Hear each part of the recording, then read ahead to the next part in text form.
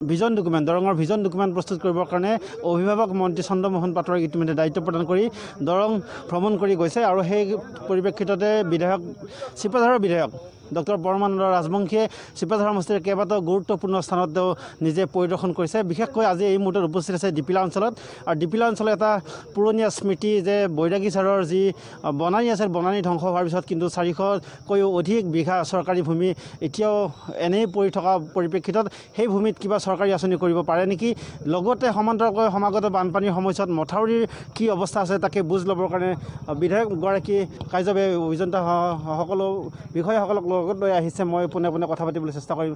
Sir, কি ক'ব আপোনালোকে যি অভিযান লৈছে ইতিমধ্যে দৰঙলৈ?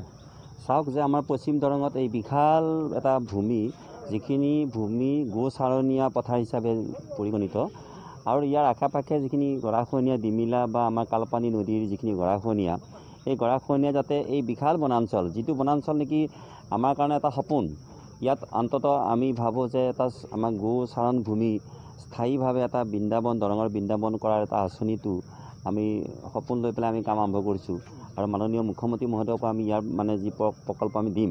কিন্তু সম্প্ৰতি আগন্তুক বানপানীত আমাৰ জলসম্পদ বিভাগ আৰু আমাৰ যি নেকি জিলা পৰিষদৰ আমাৰ কাৰ্যবাহী যিগৰাকী বিষয়া তেখেতো আহিছে এইকাৰণেই যে যিমান পাৰি সিমান সোনকালে এসপ্তাহৰ ভিতৰতেই ইয়াত যিবিলাক নেকি গৰাখহনীয়া হৈছে বা মথাউৰি যিবিলাক নেকি মেৰামতি কৰিবলগীয়া আছে সেইখিনি যাতে কৰিব পাৰে দুয়োটা বিভাগৰ লগ লাগি পেলাই, বিশেষকৈ জিলা পৰিষদৰ যি নেকি এমনেগাৰ ধনেৰে।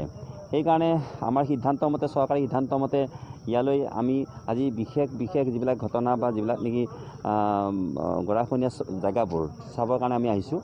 আৰু এই যি বিশাল আমাৰ বৈৰাগীঝাৰ প্ৰায় 450 বিঘা মাটি, এই মাটিত যাতে এটা সুন্দৰভাৱে এখন বৃন্দাবন ৰূপত গোচৰণীয়া পথাৰৰ এটা আধুনিক ৰূপত আমি গঢ়ি তুলিব পাৰোঁ, তাৰ কাৰণে আমাৰ কৰ্মকৰ্তাসকলেও চাবলৈ আহিছে যাতে ভূমিখিনি যাতে সংৰক্ষিত হৈ থাকে আৰু ইয়াত যাতে আমাৰ জনসাধাৰণৰ বা প্ৰাকৃতিক সৌন্দৰ্য বা প্ৰাকৃতিক সকলো কামৰ ক্ষেত্ৰত যাতে ই উপাদেয় হৈ থাকে।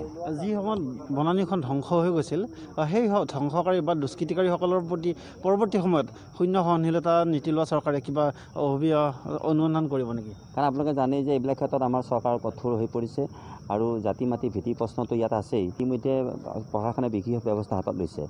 কোনো পধ্যেই আমি বেদখল হ'ব নিদিওঁ। সি লাগিলে আমাৰ সন্দেহযুক্ত মানুহৰ জৰিয়তে হওক বা খিলঞ্জীয়া মানুহৰ জৰিয়তে হওক, আমি বনাঞ্চল মুক্ত কৰিম, গোচৰণীয়া পথাৰ আমি মুক্ত কৰি পেলাই আমি নতুন এটা চিন্তা চৰ্চাৰে আমি সেয়া যাতে জনসাধাৰণৰ কল্যাণৰ কাৰণে আৰু সকলো ৰাইজৰ আকৰ্ষণৰ কেন্দ্ৰবিন্দু হৈ পৰে, তাৰ কাৰণে আমাৰ এটা আন্তৰিক প্ৰচেষ্টা আছে।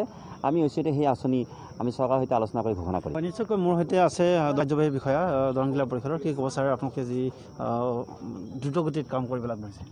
হয়, আজি আমাক মাননীয় বিধায়ক মহোদয়ে কৈছিলে যে আমাৰ বৈৰাগীঝাৰ দুনি পঞ্চায়তৰ অন্তৰ্গত এটা এৰিয়া পৰিদৰ্শন কৰিব লাগে। তেখেতৰ লগত আমি আহিছোঁ।